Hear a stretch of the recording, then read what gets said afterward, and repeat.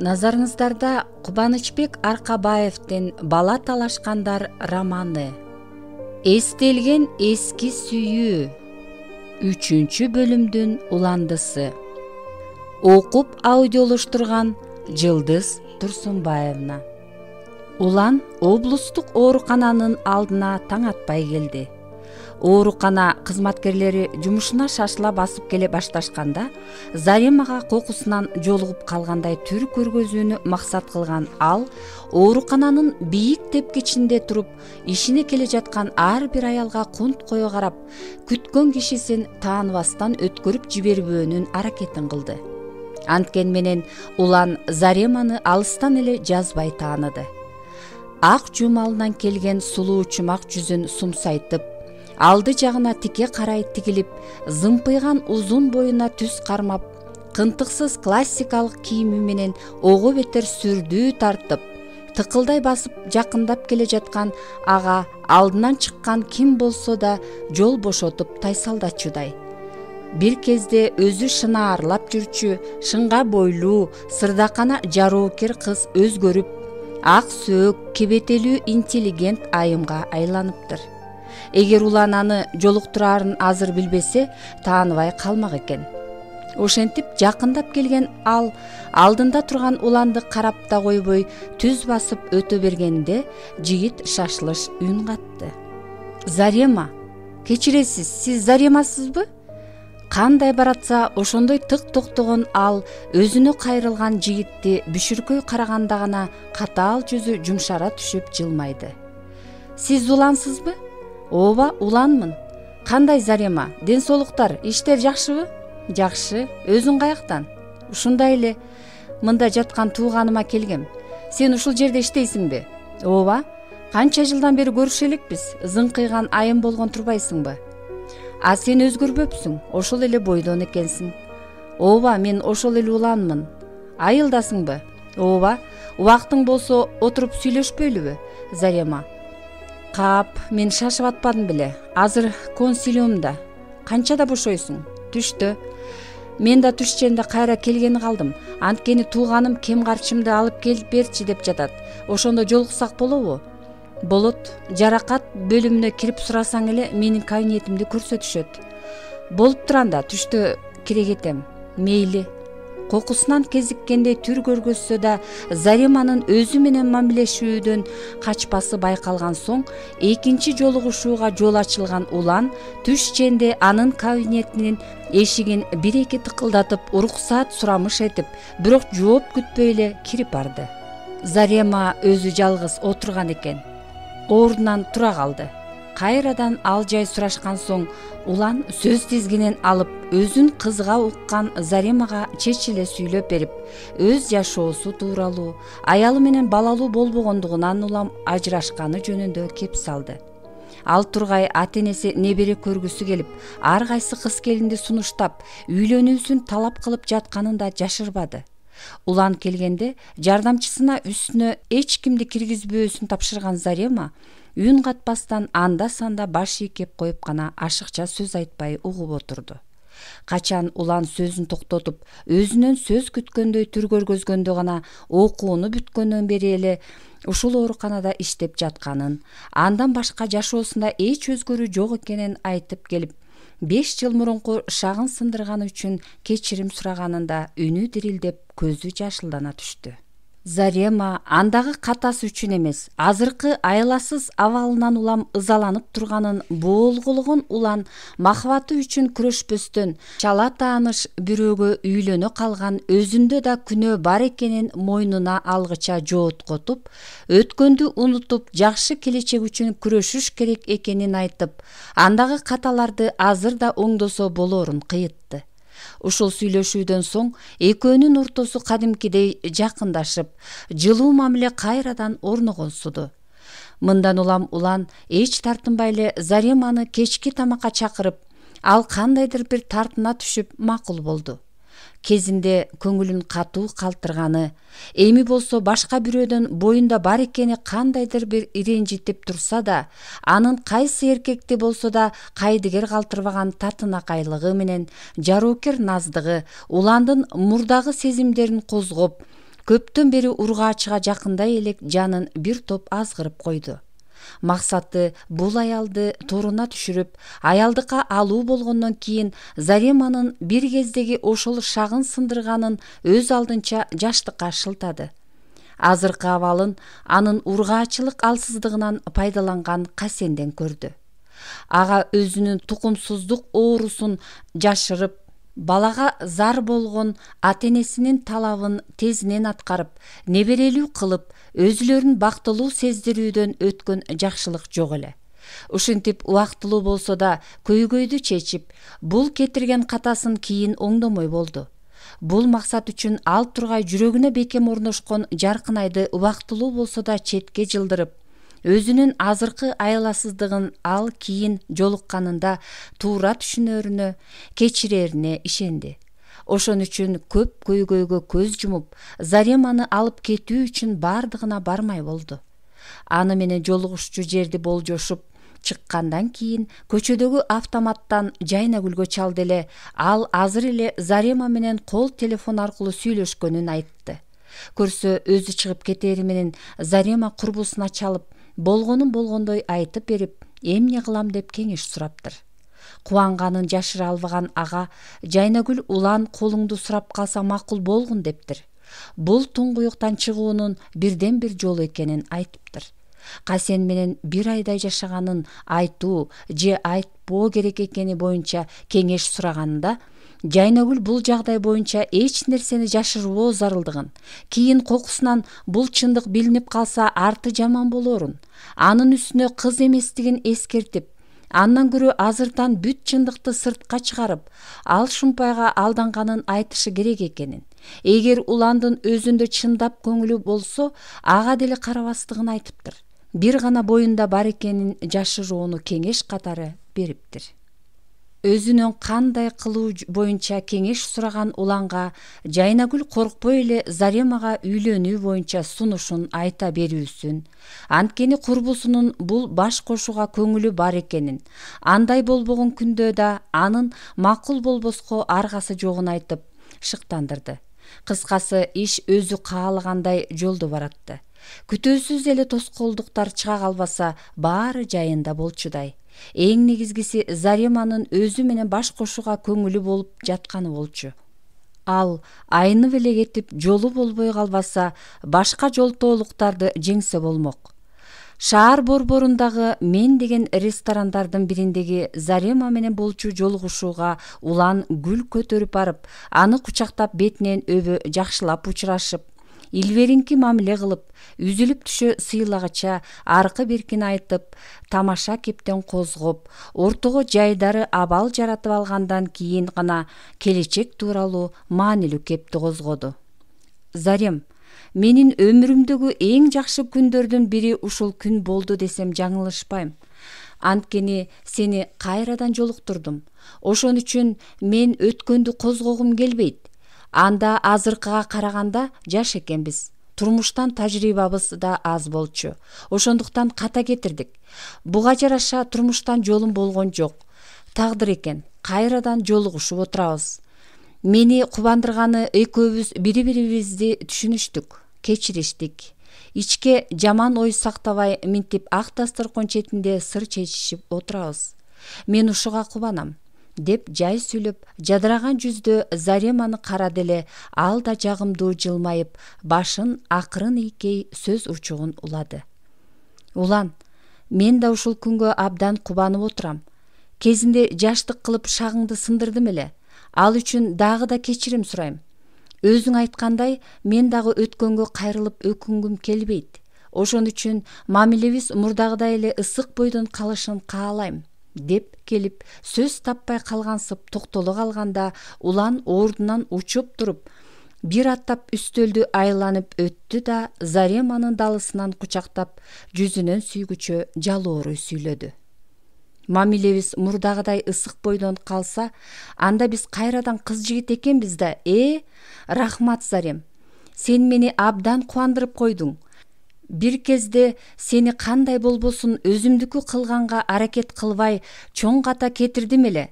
Азыр дагы аны кайталагым келбейт. Ошон үчүн, Зарем, сенин колуңду сурайм. Бирок макул болсоң да, болбосоң да асыл жубайым болууңа шарт түзөм. Бул үчүн бүт каалоо тилегиңди орундатам. Керек болсо сени менен шаарда калып да бирге жашоого макулмун. Бир гана менин шагымды сындырбасаң болду, деп бул сөздөрдү айтып жатканында Улан сезимге катуу берилгендиктен ортодо 5 жылдан берки болуп өткөндөргө карабастан жаман ойсуз чын жүрөгүнөн сүйлөдү. Бул сөздөр жасалмасыз экенин, арам ойсуз асыл жигиттин оозунан чыгып жатканын түшүнгөн, анын өзүнө болгон сүйүүсүн даана сезген, бирок алардын баарын дал өзүндөй кылып кабыл алууга ошого тете аруулук өзүндө жогун, ага татыктуу эмесин билген Зареманын ансыз да көңүлүндөгү өкүнүчү менен ызасы эми ого бетер көтөрүлүп, ый болуп сыртка атырылып, кадимкидей боздотуп жиберди. Башын чулгуп, эки колу менен бетин басып, буркурап ыйлаган келинди кантип соороторду билбеген Улан артка кетенчиктей берип шалдайып туруп калды. Ыйга алдырып катуу кетип калганын сезген Зарема кантсе да күчтүү аял эмеспи? Өзүн бат эле колго алып, муну кубанычтан улам жаралган ый сыяктантыш үчүн көзүнүн жашын сүртүп бышактай баш көтөрдү. Улан да бул эмнеден улам жаралган кайгы экенин билсе да, сыр алдырбаш үчүн Зареманы сооротумуш эте бетинен сүйүп: "Болду жаным, ыйлай турган себеп жок. Мындай тагдырыбызга кайра кубанышыбыз керек", деп ордунан кандай туруп келген болсо, ага ошондой эле тездикте отурду. Зарема маңдайында эч нерседен кабарсыз, өзүн бактылуу сезип отурган байоо жигитке Касендин өзүнө көрсөткөн кордугу боюнча чындыкты ачыкка чыгара турган учур келгенин даана сезип, өзүн колго алгыча бир аз дасторкон үстүн ойлуу тиктеп отурду да үнүн олуттуу чыгара сөзүн баштады. "Бирок, Улан, кечирип кой мени. Мен баягы сен сүйгөн Зарема эмесмин. Алданган, кордолгон, айласын таппай турган бир байкуш Заремамын", деп келип ички ызасына алдырып жибербеш үчүн демин ичине ала түшүп токтой калды. Эгер Улан анын бул кайгысынан кабардар болбогонунда, азыр учуп туруп аны айлана чуркап сооротууга аракет кылмак. Ал Зарема азыр ички сырын өзүнө ачаарын туюп, ичинен тынып, түшүнбөгөндөй түр көргөзө: "Зарем, эмне дейсиң? Эмне болду сага?" деп ордунан обдулуп кайра отурду. "Улан, мен сен ойлогондой эмесмин. Бирөөгө алданып абийиримден айрылгам. Муну ачыкка чыгарбасам сени алдаган болом. Бир шумпайга алданып, аны менен бир ай бирге жашадым. Ал абдан коркунучтуу киши. Азыр да артымдан кала элек. Ошон үчүн экөөбүз баш кошпой эле койгонубуз оңго. Менин азыркы абалым жакшы эмес. Аны билсең, мага деген жакшы ниетиңден айныйт болушуң керек." "Зарем, мен эч нерсеге түшүнгөн жокмун. Бирөөгө алдангам дейсиңби?" "Ооба, ал аябай жаман киши. Ошон үчүн мени менен байланышпай эле койгонуң оң." "Зарем, кел муздак суудан ичип, өзүңдү колго алып, анан мага болгонун болгондой айтып берчи. Ошондон кийин анан эмне кылышты ойлонолу", деп Улан Зареманын жанына өтүп, идишине суудан жаңырта куюп сунду. Зарема муздак суудан чоң ууртап, ички кайгысынан улам солуктаган денин баскыча унчукпай отуруп, анан ойлуу тарта түшүп, үнүн акырын чыгара сүйлөй баштады. "Окууну бүтүп иштей баштаганымда эле травматолог болгонума өкүнгөм. Анткени бул бөлүмгө көбүнчө өз ара мушташкандар, жөн жүрбөгөндөр, каяктагы бир шалмандар, ал тургай караларга чейин түшүп дарыланышат экен. Кыскасы, травматологдук тынч эмес кесип экен. Буга деле көнүп, көп сырларын өздөштүрүп, ал эмес бөлүм башчылыкка чейин көтөрүлүп, карапайым кишиби же каралардын мүчөсүбү бирдей дарылап, баарына бирдей мамиле кылып жакшы эле иштеп жүргөм. Анан эле ушул кышта бир жаман кишиге кабылып, азыркыга чейин айлам кетип жүрөм. Башында колуна бычак жеп, башы жарылып түшкөн ага эл катары мамиле кылып, кадимки катардагы бейтап сыңар эле дарылап жүргөм. Бирок ал мага башкача мамиле жасай баштады.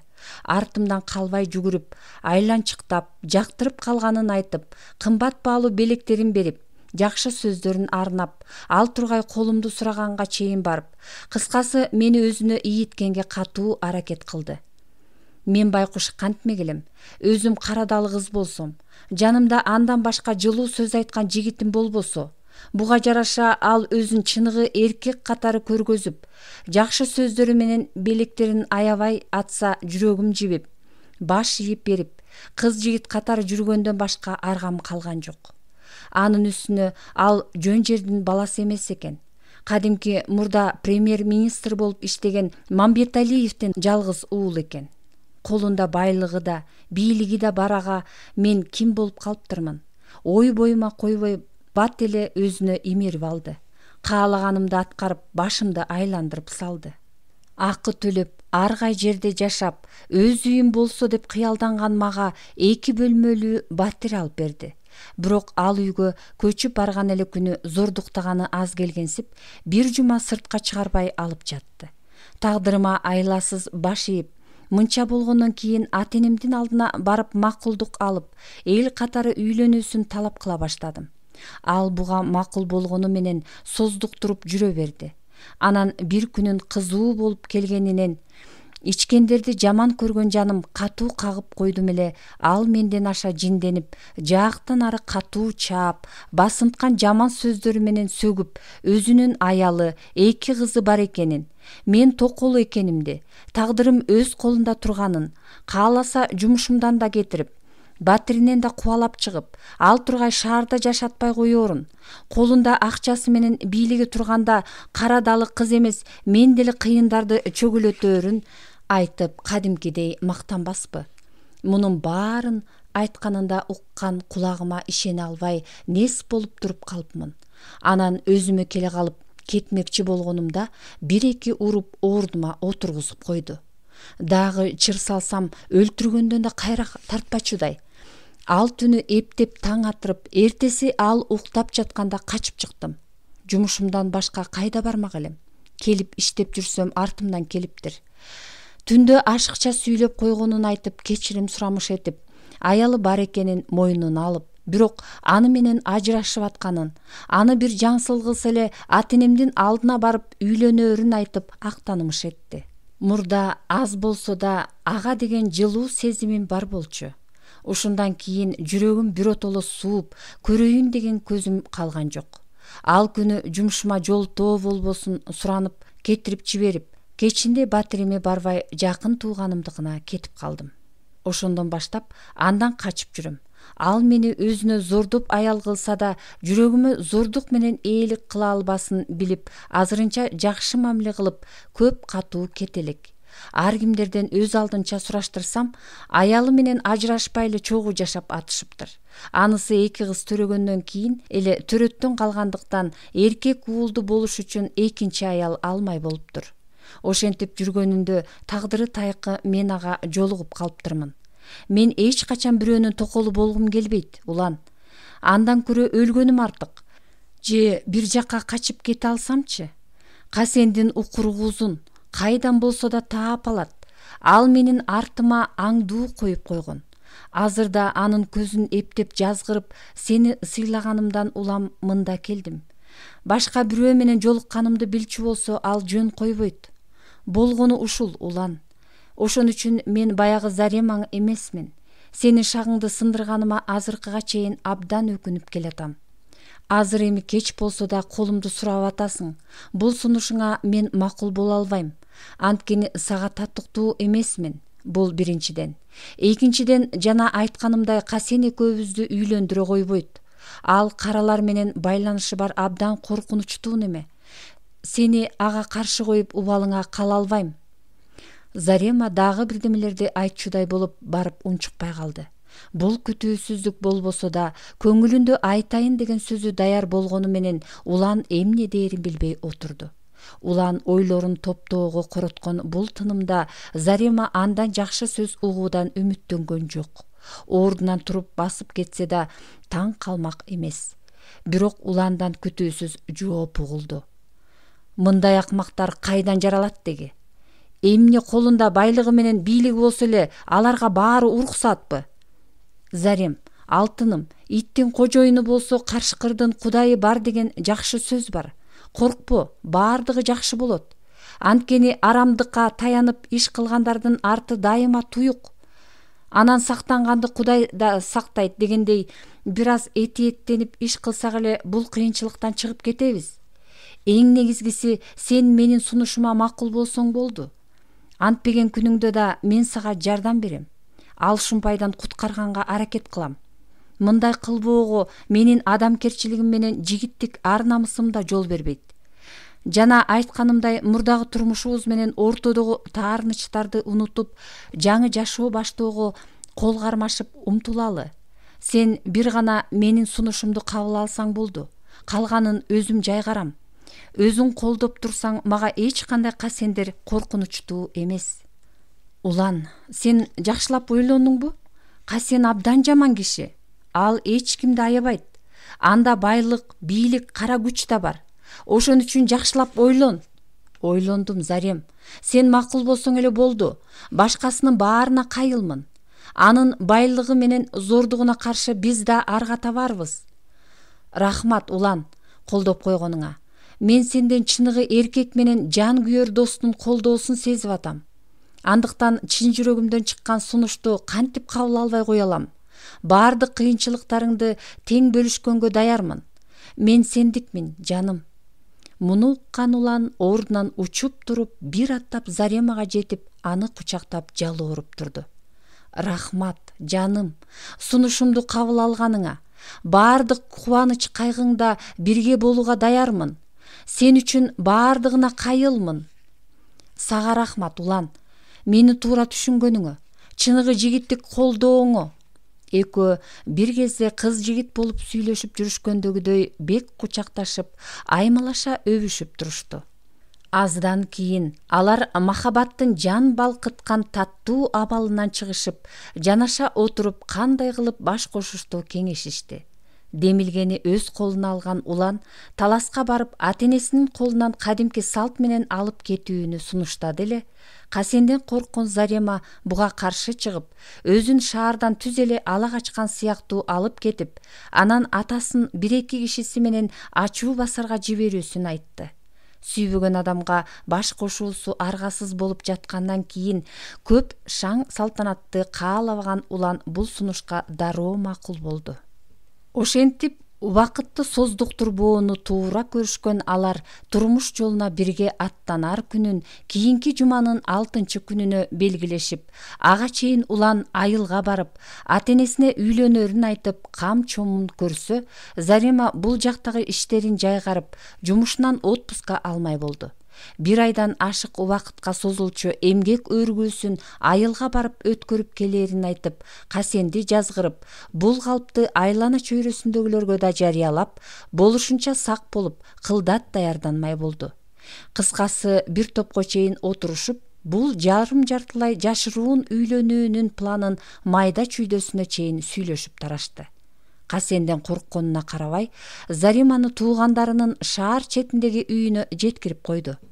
Ошондон соң гана акыл оюн токтотуп, асыл жары Жаркынайга чыккынчылык кылып жатканына, Заремага сүйгөн түр көргөзүп, аны да алдап эки жүздүүлүк кылганына, бирөөнүн тебелендисине калган немени алганы жатканына жийиркенди улан. Аргасы кетип калган Зарема байкушту куткарып, балага зар болгон ата-энесинин каалоосун орундатып жатканы үчүн гана өзүн кечирди. Башында көп убакыт бардай сезилип, анан бат эле өтүп кетчү баардык эле мөөнөттөрдөй болуп бул күн да жетип келди. Бир жумадан кийин келиндүү болоруна жетине албаган атасына ачуу басарга барышына, апасына тойго үйүн даярдашына жардамдашкан улан бир досун алып 5-күнү эртелеп чыгып, түш ой келди шаарга. Дагы бир досунукуна түнөгөн ал эртеси үй ээсин экинчи күйөө жолдош катары алып, мурда болжошкону, кийин телефондон тактаганы боюнча Зареманын жакын тууганынын үйүнө жакын көчө кесилишине келип күтүп турду. Жаңы колуктусу көп күттүрбөй айылга кетип бараткан түр көргөзө жупуну кийинип, үйлөнүү үлпөт кийими салынган чемоданын көтөрүп келип калды. Досторуна колуктусун ала качып алып кетебиз деп айтып койгон улан аны бейтааныш немече тосуп алып, чемоданын багажга салып, өзүн машинеге отургузгандан кийин гана аны кучактап, бетинен сүйүп, ал-абал сурап учурашып, анан алдыда отурган эки досуна тааныштырды. Бул эмне болгон шаан шөкөтсүз үйлөнүү же сүйрөп салмасыз ала качуу экенин түшүнбөгөн, мунун баары аңдышы мүмкүн болгон Касенди жазгыруунун амалы экенин билбеген эки досу ошондо гана жандана түшүп, жаңы аяшы менен учурашышты. Жаңы эле таанышкандык кылып, ортодон сөз улангыча алар анча алыс эмес арадагы аялдамада күтүп турган. Колуктунун курбусу катары барчу Жайнагүлгө жетип аны да салышты. Ошентип жолго чыгып, ортодогу кандайдыр оңтойсуздукта жөн жай сүйлөшүп барып, качан гана шаар сыртына чыгышканда жолдон оолак ээн жерге токтоп, ала келген тамак аш, арак шарап, ширелер менен машинанын маңдайына жазылган дасторконду толтуруп, той шаанисин башташты. Улан эми кайрадан эки айым менен эки досун жакшылап тааныштырып, алар жаңы баш кошуп жаткан жаштарга жакшы каалоо тилектерин айтышып, ортодо кадимкидей шаңдуулук байкалып, оңтойсуздук азайды. Өзгөчө тапанданып сүйлөп күлкү жаратууга, кубулжута ырдап көңүл көтөрүүгө шыктуу, ушундан улам жолдо эрмек болсун деп улан айылдан ала келген досу Азат бакылдай сүйлөп тамашалап, булардын ичинен өзү жалгыз ичкен арагы ого бетер күйүлөнтүп, жакшы маанай жарата баштады. Кайра жолго чыгышкандарында Азат түгөнбөгөн анекдотторунан баштап боорду эзип, нарындын бийик болсо да билинбей барып ашырылчу долон ашуусун таяна бергендеринде ырга кезек берип, жагымдуу үнүн созо жол кыскарта баштады. Ашуунун туу жонуна чыга бергендеринде дагы бир жолу дасторкон жазып, өзөк жалгагыча эки жашка бакыт каалашып жол улашты. Долондун аркы бетине түшүп, караңкүр капчыгайында Азаттын жандуу обонуна эми баары үн кошуп шаңдуу баратышкандарында арттан кандайдыр сигналды катуу баса, машине сая түшө кубалап келип, олчойгон жип унаасы алдыны тосо токтоду. Ошондо бараткандардын арасынан бул эмне машина экенин биринчи болуп түшүнө калган Зарема «Бул Касен!» деп кыйкырып жиберип, коркконунан уландын колтугуна корголой түштү. «Коркпо, жаным, аны менен сүйлөшкөнгө биздин да дараметибиз жетет», деп улан каалганы ачып баш бакты. «Зарема, бери чык!» деп аңгыча бирөөнүн кыйкырыгы угулду. Эч нерсеге түшүнө бербеген эки досу болуп, улан унаадан түшкүчө алдыны турой токтогон жиптен атып чыккан сомодой бойлуу 4 киши аларды тегеректей калышты. «Касен, жигиттерде эч күнөө жок, аларга тийбе!» деп Зарема чыйылдай кыйкырды. «Зарема, менин жиниме көп тийбей алдыма түш!» деди куугунчулардын бири токтоо жана калбаат үнүнөн коркунучтуу сүр көргөзө.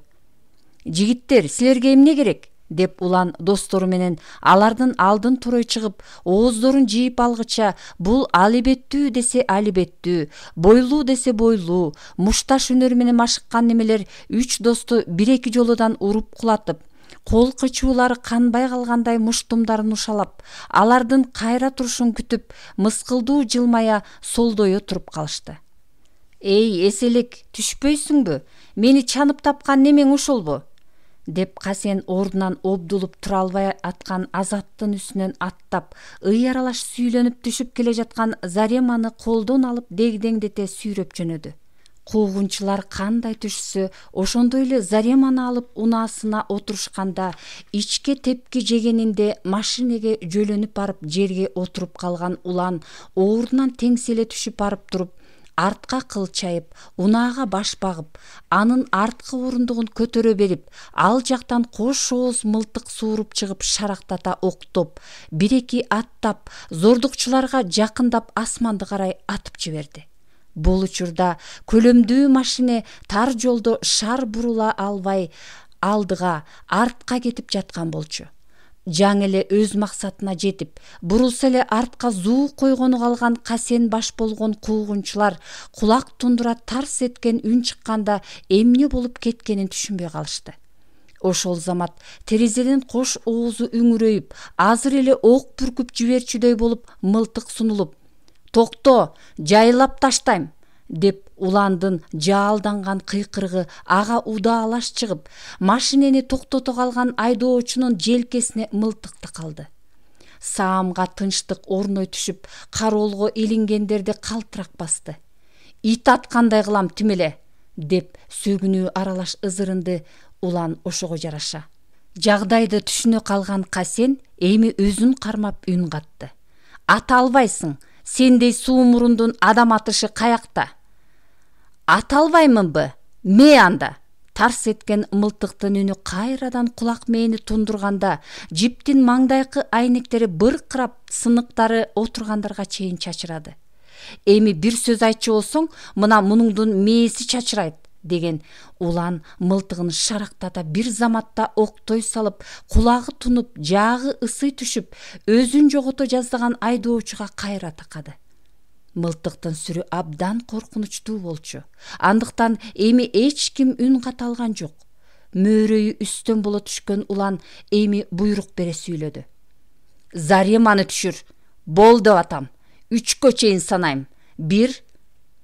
Ортого алынган Зареманы түшүрүш үчүн Касен өзү түшүшү керек болчу жерге.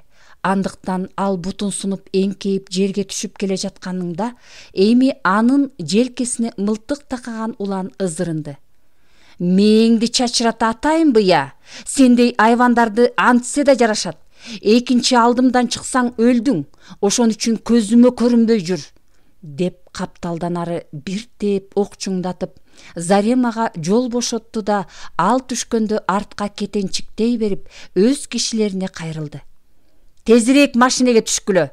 Мен болсо буларды мээлей турайын!» Достору Заремага баш болуп машинеден орун алышканда, улан мылтыгын кезеген бойдон кетенчиктей басып келип, жуп отура бергенинде дагы бир жолу атып жиберди. Бул ирет адамдардын чырына аралашкан күнөөсүз дөөтүнүн арткы эки дөңгөлөгү чачыратма октон жарылып, жалпая түштү. «Бул кокус куралдары болсо арттан куубасын дегеним», деди улан өзү отуруп машина жүрө бергенде. «Түү, деги эмне болуп кетти?» деп бир топ узай түшкөндө биринчи үн катты Азат. «Тим эле кинодогудай болду го?»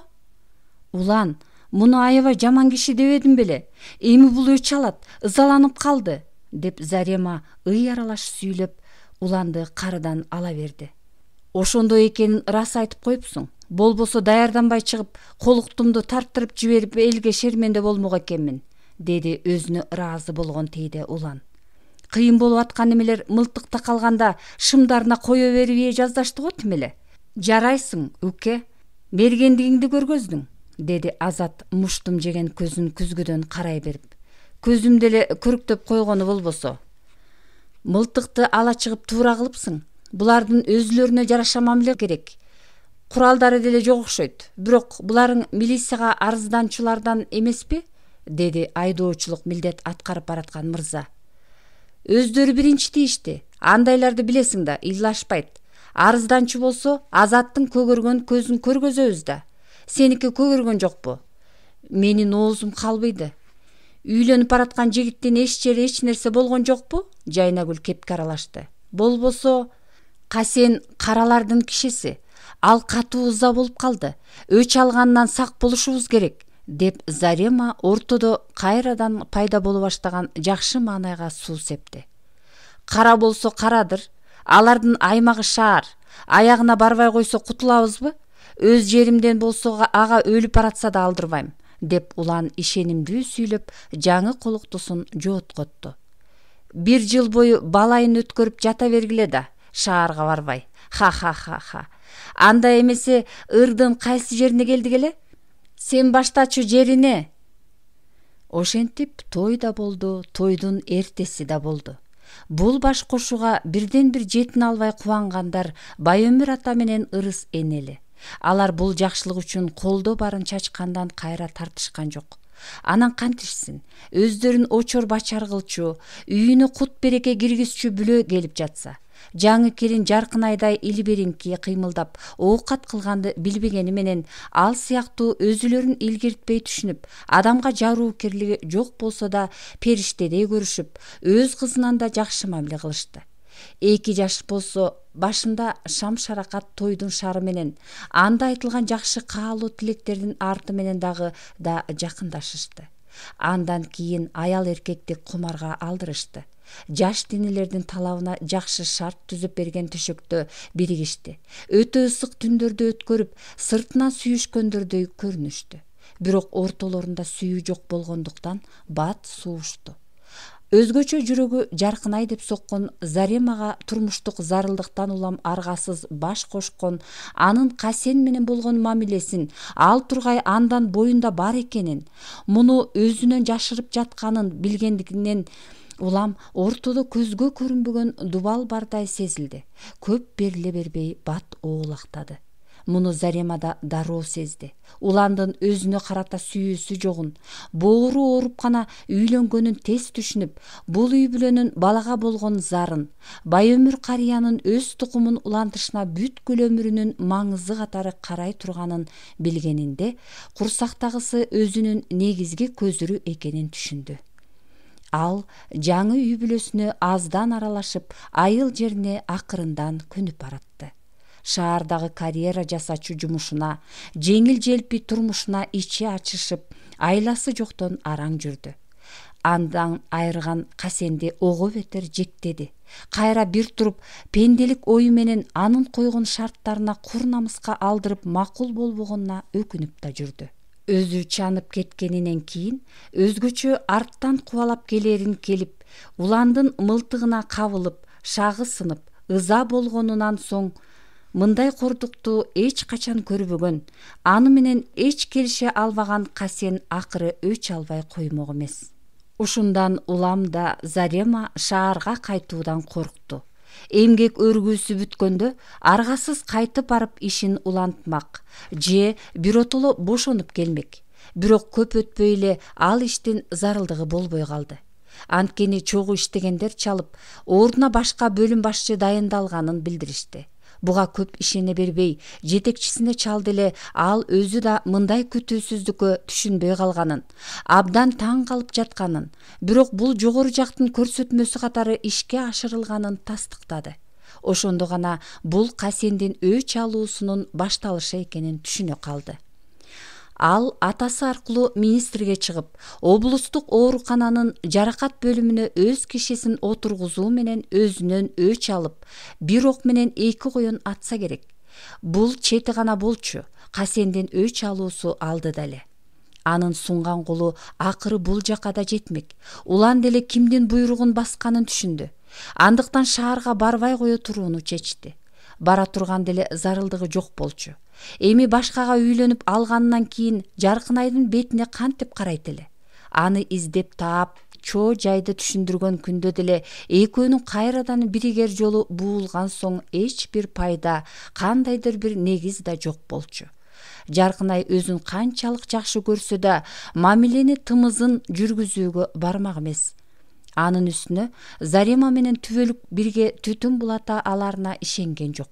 Акыры Жаркынайды таап, өзүнө кайрып келүү менен көп балалуу болуп бакытка жетери кыял катары анын көңүлүнүн түпкүрүндө катылуу бойдон болчу. Ошондон улам да ооруканага жатып тукумсуздугун дарылаткысы келбеди. Зареманын боюнда бар болгондон кийин анын кажети да жок болчу. Качан гана Жаркынайды тапканында балалуу болууга аракет кылаарын пландады.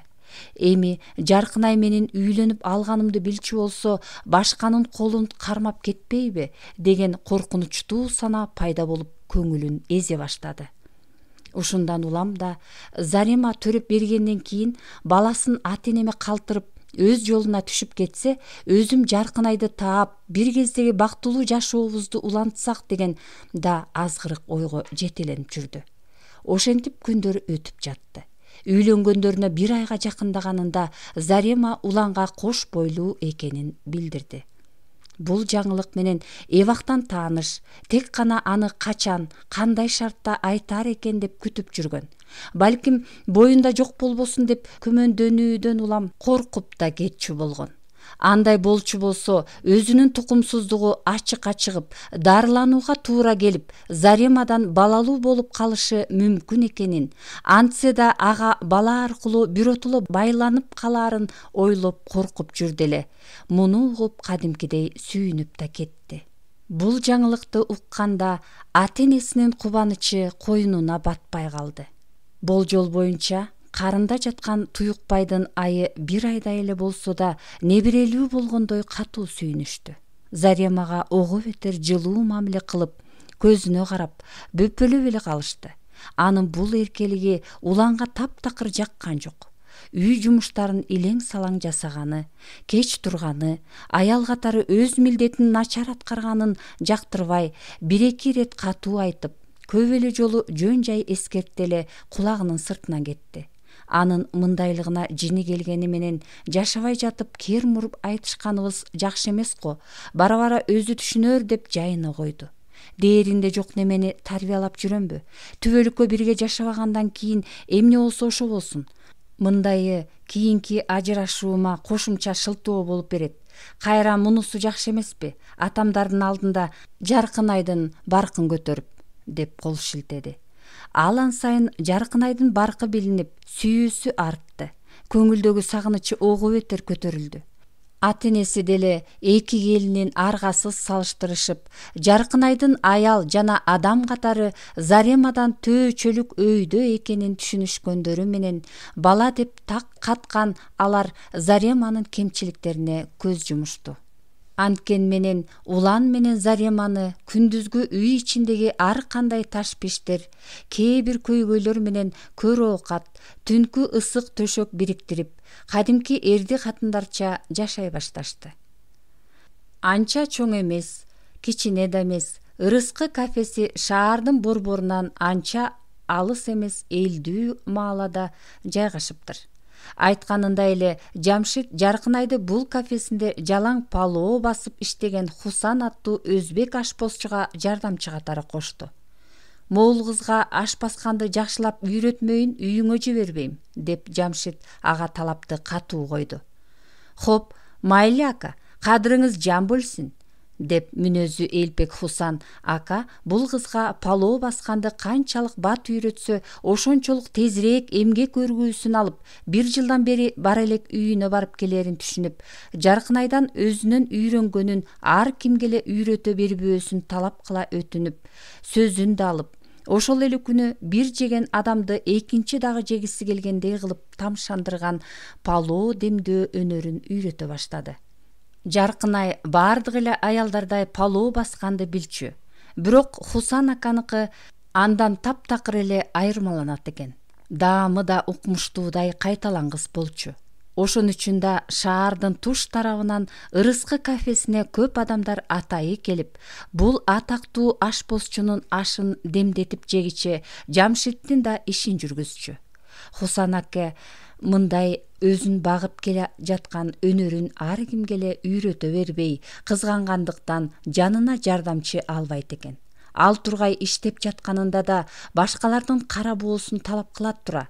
Жаркынайдын жолу болгонунун себеби ордуна коюп кетчү киши жоктугунан улам Хусан аканын 1 жылдан бери көрө элек үй бүлөсүн сагынганы экен. Кандай болбосун, Жаркынайдын жашоосу да, иши да бир заматта өзгөрүп, болгондо да атагы чыккан ашпозчунун жардамчысы катары иштеп, анын атам замандан бери атадан балага гана өткөрүлүп келе жаткан өнөрүн үйрөнө баштады. Өзүнө жакшы мүмкүнчүлүк жаралганын илгертпей түшүнгөн Жаркынай да устатынын көрсөткөнүн дилгирлене илип алып, тырышчаактыгын көрсөтүп, 1 жуманын ичинде аш басуунун өзгөчө ыкмасын өздөштүрүп үлгүрдү. Бул арада Ырыскы кафесинин 30дан ашык кишиден турган чоң жамаатына Жаркынай Жамшиттин жаңы аялы катары таанылып, мындай бакытка суктангандар менен ичи таргандардын сын көзүнө кабылды.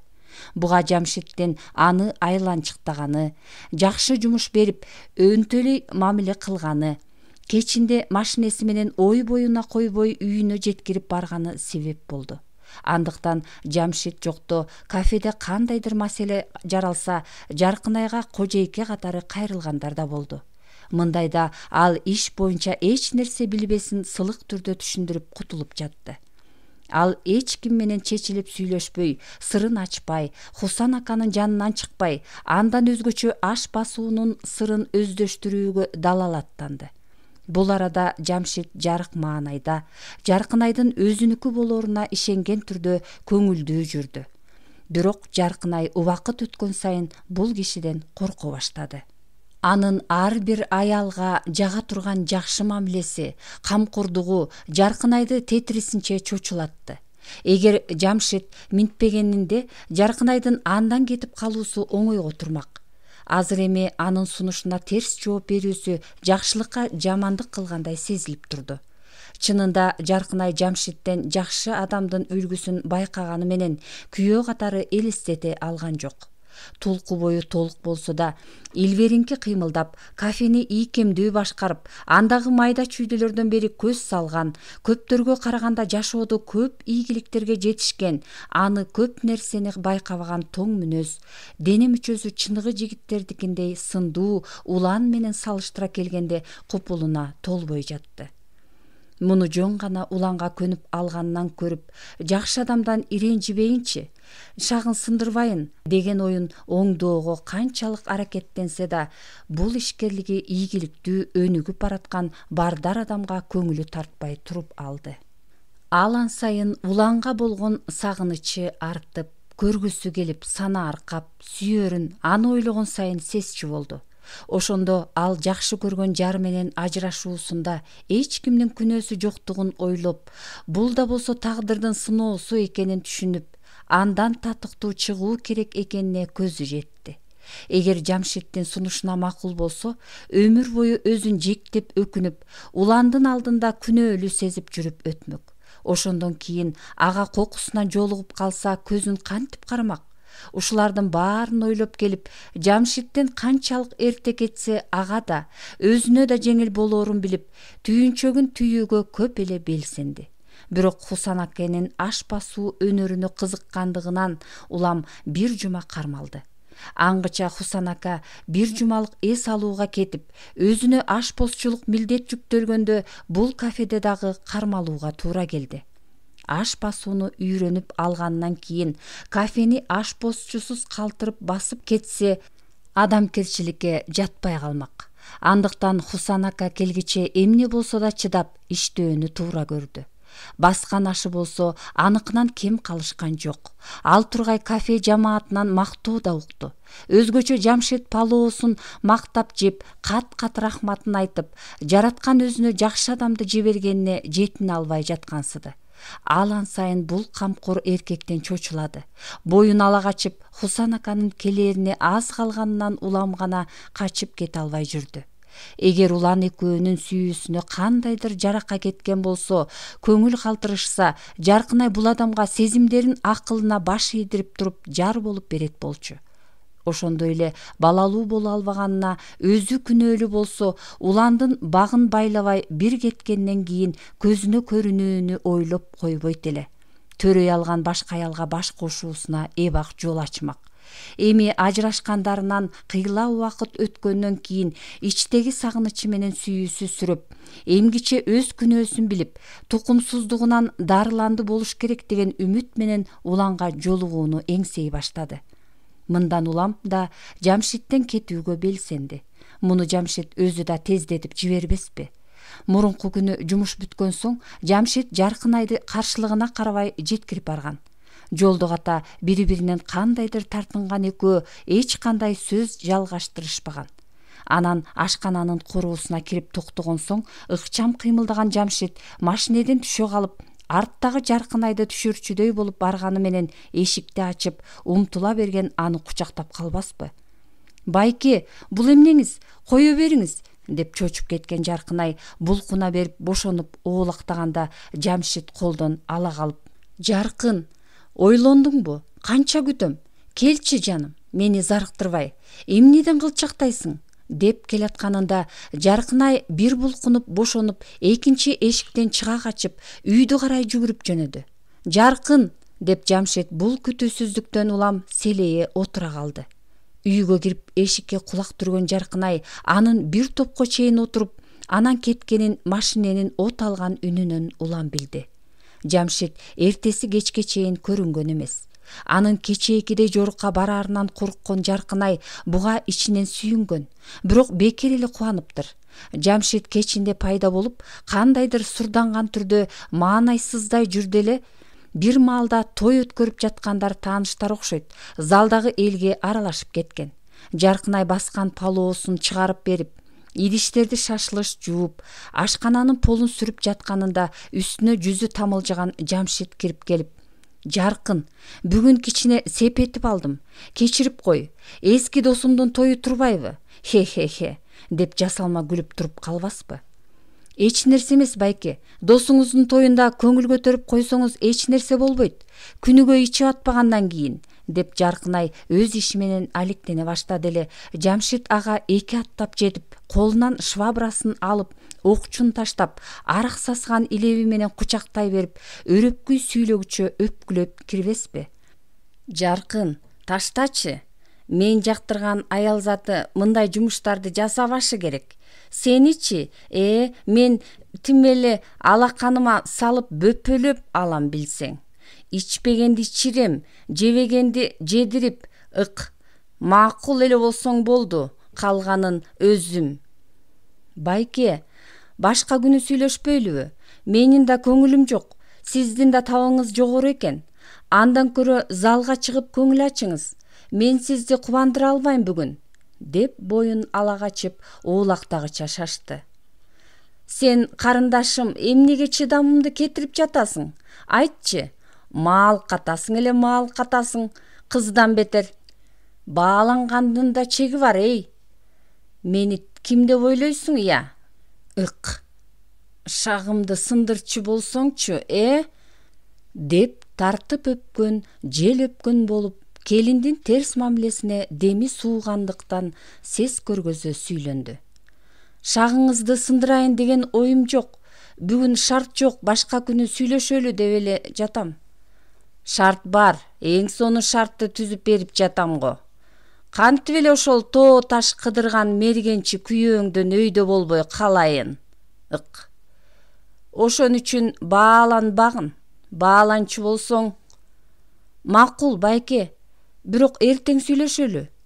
Макул болсоң, анда маал катпа да бааланба. Менин чыдамым түгөндү. Жетишет. Болуптур, жүрүңүз анда, үйгө баралы, деп оозунан арактын ашаткы жыты буркурап, оргу баргы сүйлөй баштаган бул масты эптеп алдаштын амалын кыла баштады Жаркынай. Ошентсең, мен сени жубай кылайын эле деп жатам билсең. Байке, ушул жерде күтө туруңуз, мен азыр кийинип келе калайын, деп акырын сүйлөп, калп жароо кирлерине кызуу немени жоошуткан Жаркынай гардеробко кирип, кийимдерин бурдай кучактап, азык түлүк алып кирүүчү кошумча эшик аркылуу чыгып, түз эле жол боюндагы таксилерге жетти. Тыгынга кабылтпай, үйгө түз жеткирген таксини кетирип жибербей, күтө туруусун өтүнгөн ал үйгө кирип, Гүлүп эженин жардамы менен азгантай оокаттарын чогултуп чыга калып, ак түндүр мейманканасын карай айдатты. Деги жайчылыкпы? Деп беймаал убакта келип көчүп жөнөгөн өзүнө түшүнбөгөн Гүлүп ага жашырганда эмне деп биротоло кетип баратканын айтты эле. Ал: өзүң билеми, Жамшиттей жигитти чаңганыңа кийин өкүнүп каласың, деп чындап кейгени менен бетинен өөп ак жол каалап узатты. Эртеси эч жака чыкпастан аркы беркини ойлоп, тайкы тагдыры үчүн улам ыйлап, кайра сооронгуча төшөктө солуп жатып, Түнү тынч уктады да эртеси шаар кыдырып узакка жашаганга ылайыктуу батир издеп жөнөдү. Ал күнү жолу болбогону менен кийинки күнү болжогонунан кымбатыраак болсо да бүт ыңгайлуулуктары бар бир бөлмөлүү батир таап көч барды. 2 күндөн кийин Хусан аканын сабагынан улам түрлөп тамак жасоого кызыгы артып калгандыктан ашпозчулуктун 1 айлык курсуна тапшырып, окуу мөөнөтү бүткөнчө ашпозчу кесибине ээ болгонун тастыктаган сертификат алды да тамак жасоо боюнча көптү үйрөнүп да чыкты.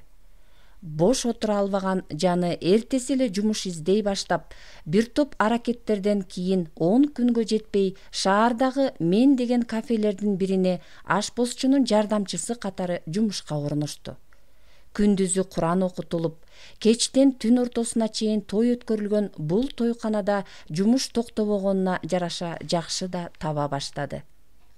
Чоң жамаатка аралашып, жумушу да кызыктуу тартып, көңүлү сергип, арманынан алаксый түштү эле көп өтпөй эле турмуштун катуу соккусуна кайрадан кабылып, кайгыдан баш көтөрө албай калды. Бир күнү жумушун эрте бүтүрүп чыгып барат эле тойго топтолгон элдин арасынан кимдир бирөөнүн "Жаркын жеңе" дегени угулуп, карай калганынча болбой кандайдыр жаш кыз элден бөлүнүп өзүн карай умтулду. Боолгулой карап, анын айылдагы кошунасы, өзүнө жакын мамилеси бар Толкун аттуу кыз экенин тааный калды. Жолуккандарына сүйүнүп, ал жай сурашкыча окчуңдай басып, жаңылыктардан айтышты.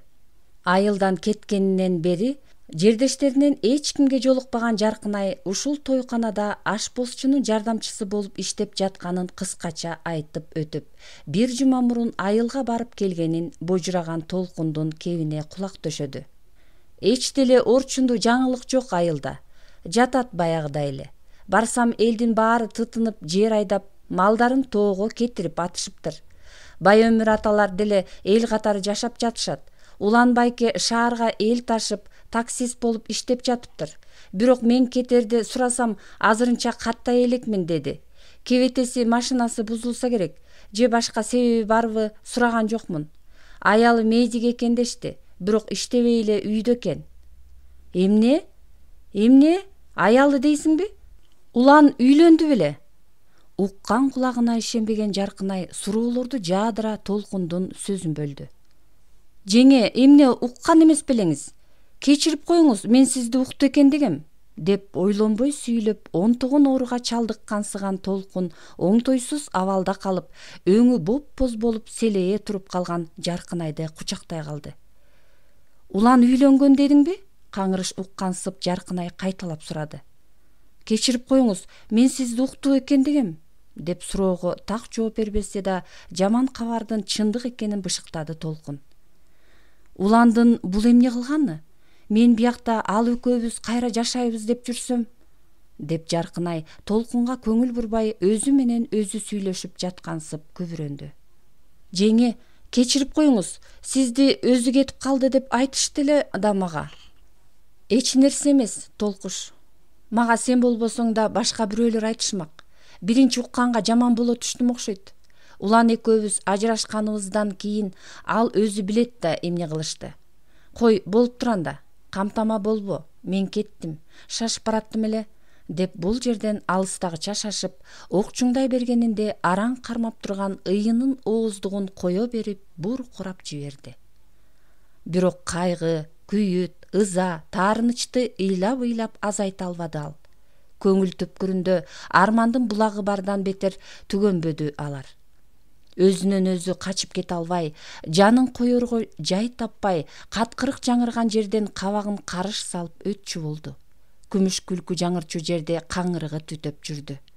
Жаркын маанайы калың булуттардын артына жашынгансып, жалгыз калганында кайра эле ыйдан күчүн чыгарды. Дале болсо кайраттуулугунан, жашоодон жакшылыктарды көрө билгендигинен улам жанын жай таптырып, кайгынын кара сазына батып кетпеди. Уландын орчундуу себептен улам аргасыз үйлөнгөнүн боолголоп, жакшы күндөр алдыда экенине ишенгендигинен улам гана үмүттүн үлбүрөгөн жибин карманып чөгүп кетпеди. баардык көңүл оюн жумушка арнап, ар нерсеге алагдыланганынан гана өзүн кайгыдан татыктуу түрдө алып чыкты. Ушундай күндөрдүн биринде эки тоо көрүшпөйт, эки адам көрүшөт болуп, окууну бүткөндөн бери кезикпеген Таалайгүл аттуу классташ курбусу ошол эле өзү иштеген тойканадан жолугуп калбаспы. Экөө ал жайды сурашып, аркы беркиден кеп салышкан соң Жаркынай өз жашоосу жөнүндө төкпөй чачпай айтып берди. Мындан улам табиятынан зирек Таалайгүл курбусунун колу жолу боштугун, кайда барса өз эрки экенин болгулуп, ашпозчулук кесипти мыкты өздөштүргөнүн мактап келип, өзү Орусияда ийгиликтүү иштеп, көпкө жетишкенин азгырыктуу аңгеме сымал сөз кылып, өзү менен Москвага бирге кетип, бактысын бөтөн эл, бөтөн жерде сынап көрүүсүн сунуштап, ал жака жетип жашап кетүүгө, тааныштарынын кафесине ашпозчу катары жумушка орношууга жардам берерин да ачык айтты. Уландын үйлөнүп алганын уккандан бери бир жака безип кеткиси келип жүргөн, жашоосун оңдоп Бишкектен болбосо да анын жака белинен үй алгысы келген жаны Москвага барса максатына жетпесе да жакындарын болгулоп бул сунушка көздү жумду макул болду. Таалайгүл биринчи учуп жетти. Артынан бир жумадан кийин Жаркынай барды. Бирок ал өзү айткандай ашпозчулук жумуш болбой калганын аэропорттон эле билдирди. Жаркын, кечирип кой, жумуш азыр болгудай эмес, бир жумача күтөсүңөр деди. Сага чалып айтайын дедим, бирок ушунча даярданып, билет алып алганыңдан кийин келе берсин дедим. Күтө турасың да, Мейли, келип алганымдан кийин күтпөскө айла жок да. Анткени менен Жаркынай Таалайгүлдүн куркулдайдын уясындай тар бир бөлмөлүү батиринде көпкө чыдап жашай албасын дароо эле түшүндү. Анда 10 чакты аял тыгылышып жашашат экен. Алар Жаркынайдын бир жумача тура туруусун өтүнгөн Таалайгүлдүн сөзүн жактырбаңкы түрдө кабыл алышты. Эптеп тыгылышып жашап жатканында аларды деле түшүнсө болот да. Мага кандай болбосун жумуш таап бер, деп Москвага азгырган Таалайгүлгө маселени кабыргасынан койду. Ашпозчулуктан башкага деле иштей бересиңби? Деп өз күнөөсүн сезген классташы оюнда турган суроосун бергенче шашты. Иштей берем. Андай жумуш бат эле табылат, тааныштарга чалып көрөйүн. Дагы 2 күн күтүүгө туура келгенде жумуш Таалайгүлсүз эле табылбаспы. Түн кире жумуштан кайтып келе баштап, үйгө толгон, бири тамак ичип отурган, дагы бири жуунуп, башкасы жатканга камынган аялдардын улуусу, орто жаштагы Жумагүл аттуу эже ал күнү эрте келген экен. Башкалардын бутуна чалынбайын деп балкондо турган Жаркынайга кайрылды. Жумуш табылгыдайбы? Табылар, Таалайгүл издеп атат. Сөзсүз эле ашпозчу болуп иштешиң керекпи? Жок, башка жумуш чыкса деле иштейт элем. Идиш жууганга кандайсың? Болсо андан деле качпайт элем. Жумуш аябай оор, эртеден кечке чейин тынмай жок. Эже мен ашпозчу болгонго чейин Бишкекте 5 ай идиш жууп иштегем. Биякты Бишкек менен салыштырып болбойт. Көптөр чыдай албай айлыгын алганга да кайыл болуп кетип калышат. Мен деле айлам жоктон жүрөм. Идиш жуугандан башка да банкет бүткөндө аяк башы ат чабым кафенин полун жууйбуз. Мейли, мага жумуш болсо эле болду. Эртең мененкиге чейин жакшылап ойлон. Макул болсоң ээрчите кетем. Дароо барып иштейсиң. Бирок жумуш аябай алыс. Эрте чыкпасак кечигип калабыз. Бөтөн эл, бөтөн өлкө, башка адамдар, бир гана ысык суу менен киридиштер тааныш. Мындан улам дүйнөнүн борборунун бири болгон Москвада жашап жатканы сезилген деле жок. Эшикке чыкпаса анан эмне кылат? Жумагүл эже анан 2 өзбек аял болуп, аягы жоктой агылып келип жаткан идиштерди тынбай жуушат. 2 күндөн кийин ошол эле өзбек аялдар жашап жаткан жумушка жакын жердеги батирге чыгышты. Сен келип ырас болбодубу? Болбосо булар мурда деле чогуу жашайлы деп чакырышканда жалаң өзбек, жалгыз кыргыз болгондон коркуп барбай койдум эле, деп Жумагүл эже жол азабын тартпай калганына сүйүндү. Жумуш, үй болуп күндөр өтүп жатты. Бир күнү кардарлары көбүнчө өзбектер болгон. Ошого жараша кызматчылары да өзбектерден турган бул Бухара аттуу кафенин палоо баскан ашпозчусу туулган жерине кайткандыгына байланыштуу бошоп кетип, кафе жетекчилиги анын ордуна ашпозчу издей баштады. Кайсы өзбек аш басканды билбесин, кафеде иштеген жөнөкөй идиш жуугучтан ашпозчунун жардамчысына чейин анын ордун ээлеп калууга жан талашты. Сырттан да бир топ талапкерлер келип, кафенин ээси Светлана аттуу толугунан келген орус аялдын алардын арасынан татыктуусун тандай албай башы айланып, акыры досторунун кеңеши менен конкурс аркылуу алмай болду. Эң кыйын деп эсептелген өзбек кишиден палоо басканды жакшылап үйрөнсө да, ийгиликке жетерине ишенбегендиктен Жаркынай бул мелдешке катышкысы келген жок. Бирок ара чолодо сүйлөшкөндө сөздөн сөз чыгарып отуруп, Жаркынайдын баардык сырын билип алган Жумагүл эже конкурска катышууга шыкактап жатып көндүрдү. Мелдеш 3 күнгө созулду. Светлана ага калыстык кылууга мен деген кулинарларды чакырды. Өнөрүн көргөзчү кез келгенин түшүнгөн, жалаң өзбектер арасында жалгыз кыргыз болгондуктан намысы козголгон Жаркынай бүткүл жан делин коюп, өзгөн күрүчүнөн аш басып, ийгилик жылоолоп, 5 кишинин катарында финалга чыкты.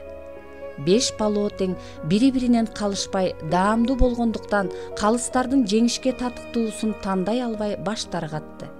Ошондо катышуучулардын башка тамактарды жасай билүү жөндөмүн сынап көргөндө, Бишкекте курста окуп көптү үйрөнгөн Жаркынайдын 3 атаандашы ыргып кетип, эңгезердей боюнан, барскан чапканга ылайыкталгансыган балбан колдорунан улам кайсы тамакты болбосун ширин жасай билген ашпозчу деп эч кимдин оюна келбеген орто жаштагы Али аттуу өзбек киши экөө калышты. Жалаң орустардан турган калыстарга Алинин үңүрөйгөн сүрү, олдоксон кебетеси терс пикир жаратып, Жаркынайдын сырткы келбети, жаркылдаган ачык маанайы жагып, ашпозчулук сертификаты негизги көзүрү болуп берип, бул конкурстун жеңүүчүсү болуп таанылды. Бир заматта жылдызы көкөлөгөн Жаркынай бул кафенин бакандай болгон башкы ашпозчусу болуп чыга келди. Жумагүл эжени өзүнө жардамчы кылып алды. Экөө бир бөлмөлүү чакан батир таап, жашоолорун да оңдоп алышты. Ошентип караңгы туннелдин аркы башынан ак шоола көрүнгөнсүдү. Жакшы жашоого болгон ишеним артып, үмүтү бекемделди. Акчасын кур бекер коротпой чогултуп, Бишкектен батир сатып алмай болуп, шымалана ишке киришти.